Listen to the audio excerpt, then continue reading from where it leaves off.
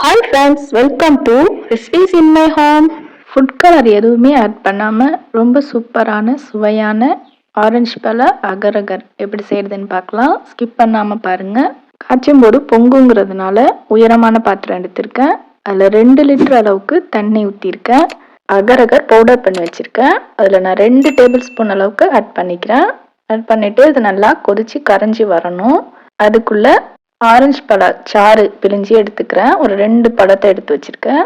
இப்போ பாருங்க நல்லா கரைஞ்சிடுச்சு. இந்த ஸ்டேஜில் தேவையான அளவுக்கு சுகர் ஆட் பண்ணிக்கலாம். இப்போ 1 கப் அளவுக்கு நான் சுகர் ஆட் பண்ணியிருக்கேன். இப்போ சுகர் நல்லா கரைஞ்சிடுச்சு.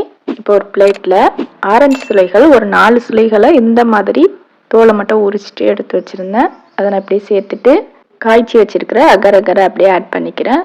நான் எல்லாத்தையுமே ஊற்ற போகிறது இல்லைங்க. இப்போ தேவையான அளவுக்கு நான் சேர்த்துருக்கேன். இதை இன்னொரு பவுலில் ஊற்றி வைக்க போகிறேன். 2 ஆரஞ்சு பழத்துடைய சாறு ஆட் பண்ணிவிட்டு லைட்டாக ஒரு மிக்ஸ் பண்ணிக்கிறேன். லாஸ்ட்டாக தான் நம்ம ஆரஞ்சு பழத்துடைய சாறு ஊற்றணும். சியா சீட்ஸ் ஊற வச்சுருக்கேன். அதுலேருந்து 1 ஸ்பூன் அளவுக்கு மட்டும் இதை மாதிரி சேர்த்துக்கிறேன். பார்க்குறதுக்கு ஒரு அழகாக இருக்கும். இப்போ நல்லா உறைஞ்சிடுச்சு. ஆரஞ்சு பழத்துடைய டேஸ்ட் அப்படியே இருக்கும்.